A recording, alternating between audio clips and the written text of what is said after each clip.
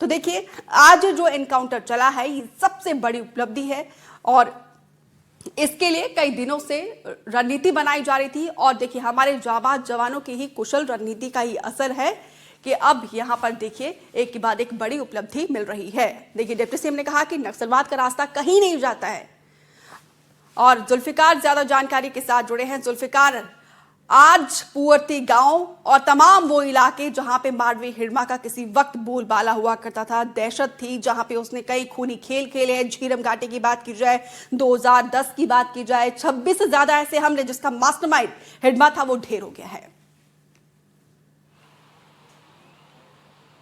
बिल्कुल एक बहुत बड़ी सफलता सुरक्षा बलों के लिए है और तेलंगाना की जो सिक्योरिटी फोर्सेस हैं उनको एक बड़ी सफलता मिली है। और हालांकि जब भी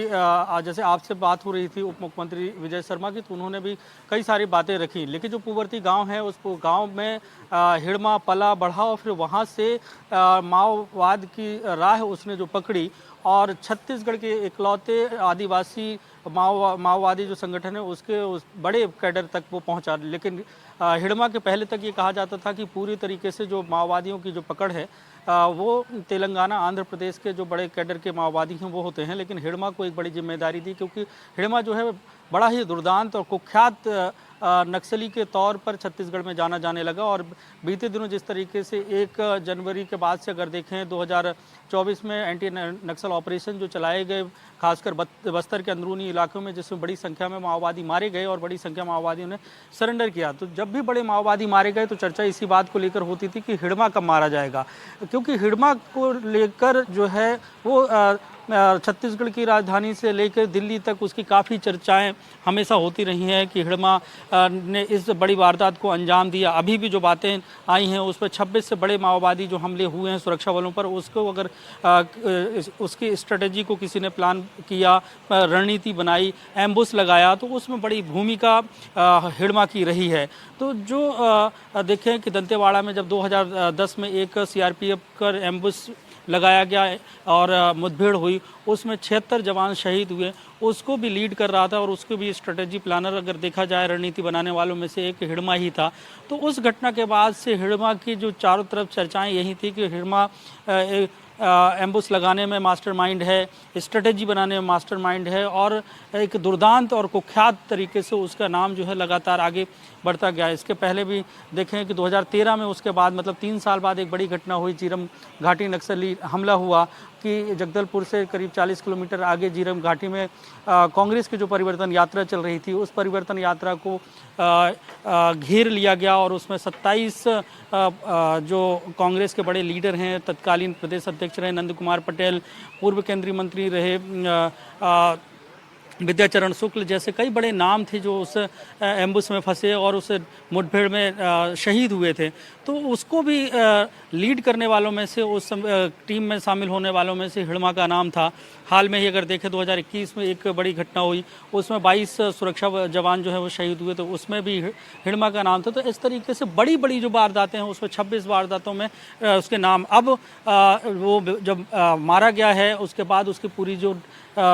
अलग अलग थानों में जो उसके खिलाफ एफआईआर दर्ज हैं वो तमाम जो फहरिस्त जब आएगी तो और भी जानकारी होंगी। लेकिन फिलहाल ये कहा जा सकता है कि सुरक्षा बलों का जो एंटी नक्सल ऑपरेशन बस्तर और तेलंगाना की बॉर्डर में जो चला उसमें एक बड़ी सफलता मिली है और हिड़मा समेत 6 माओवादी मारे गए हैं। तो सफलता और उपलब्धि दोनों ही है क्योंकि लंबे समय से तलाश की जा रही थी और इस वक्त हमारे साथ विकास तिवारी भी जुड़े हुए हैं। विकास, उपलब्धि बिल्कुल है क्योंकि लंबे समय से हिड़मा को लेकर चर्चाएं होती थी कि आखिर वो कब ढेर होगा, क्योंकि कई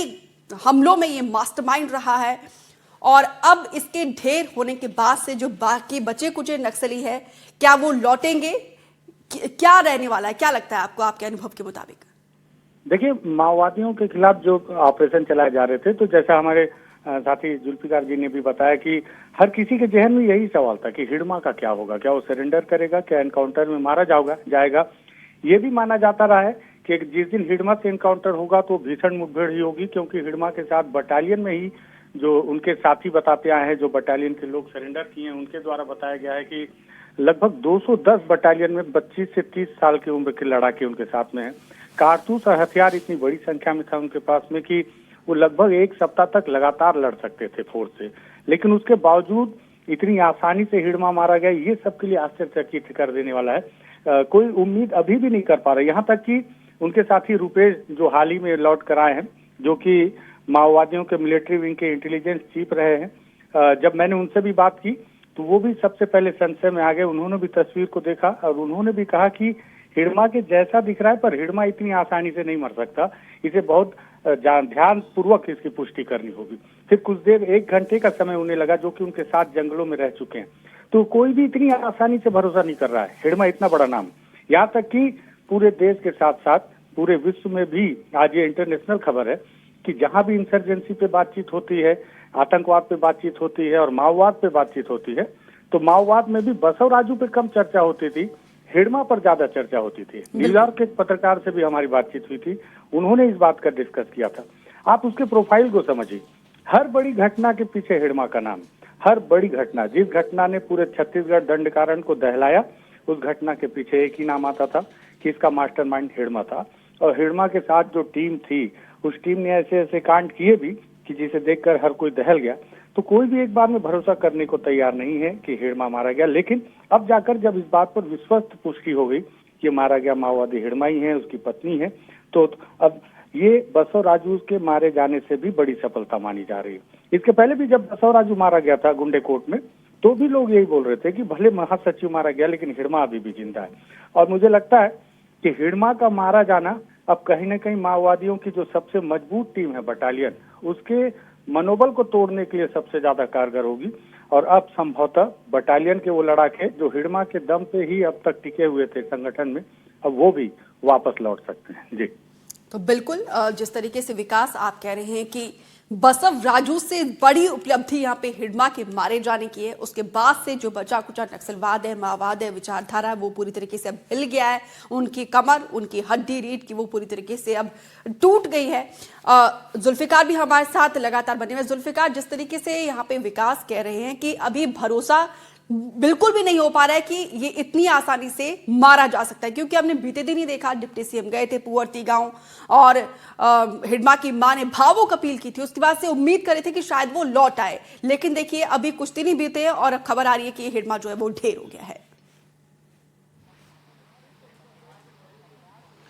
बिल्कुल, हमारे साथी और सहयोगी जो विकास तिवारी का अंदरूनी इलाकों में वो लगातार खबर करते रहते हैं और माओवाद पर उनकी एक बड़ी पकड़ है। और जैसा कि उन्होंने भी बताया कि रुपेश से उनकी बात हुई तो वो भी अभी उनको भी कहीं ना कहीं संशय है। हालांकि ये भी है कि अभी अगर देखें कि छत्तीसगढ़ के टॉप जो ऑफिशियल्स हैं वो अभी बचते हुए नज़र आ रहे थे, क्योंकि ऑफिशियल जो पुष्टि की बात कही जा रही थी। हालांकि अब जो चारों तरफ से जिस तरीके से फ़ोटो आए और बातें निकल कर आ रही हैं, तो ये अब बात माना जा रहा है कि हिड़मा जो है वो मारा गया है और उसके साथ और भी माओवादी मारे गए हैं, जिनके 600 बरामद किए गए हैं। लेकिन जिस तरीके से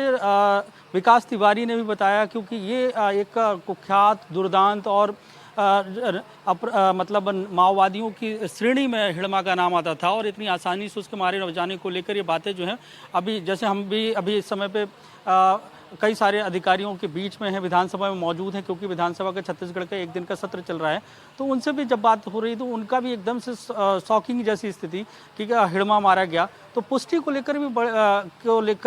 कहीं ना कहीं उनमें भी संदेह हो, क्योंकि हिड़मा इसके पहले भी कई नाम आते रहे हैं। तो फिलहाल लेकिन ये जरूर है कि जिस तरीके की सूचनाएं आई और उसके आधार पर ये तो जरूर कहा जा सकता है कि जिस तरीके से केंद्रीय गृह मंत्री अमित शाह और प्रधानमंत्री नरेंद्र मोदी का जो संकल्प है कि मार्च 2026 तक माओवाद बस्तर ही नहीं पूरे देश से खत्म करना है, उसके खिलाफ जो एंटी नक्सल ऑपरेशन लगातार चल रहा है।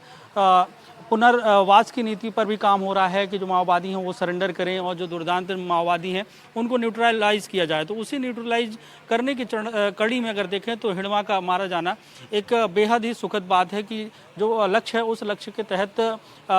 सुरक्षा बल जो है वो आगे बढ़ रहे हैं और आने वाले वक्त में एक अच्छी खबर यही होगी कि छत्तीसगढ़ ही नहीं पूरे देश से माओवाद खत्म हो गया। अब की स्थिति में अगर देखा जाए तो कुछ ही जिले बचे हैं जो माओवाद प्रभावित हैं और जिस तरीके से बड़े कैडर के माओवादी मारे गए हैं और बड़ी संख्या में माओवादियों ने सरेंडर किया है, तो अब ये कहा जाने लगा है कि अब बहुत कम लोग हैं और गिनती के जो हैं टॉप लीडरशिप बची है और माओवादियों की संख्या भी बेहद अब कम बची है। अब अगर हिड़मा मारा गया है तो उसकी जो बटालियन है, जैसा कि विकास ने बताया कि 200 से ज़्यादा उसके बटालियन में 25 से 30 साल के जो युवा हैं वो बंदूकों से लैस हैं, उनके पास इम्यूनिशंस हैं, विस्फोटक सामग्री हैं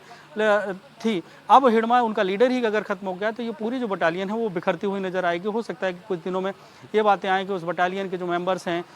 वो नक्सली जो है सरेंडर करते हुए दिखाई दें।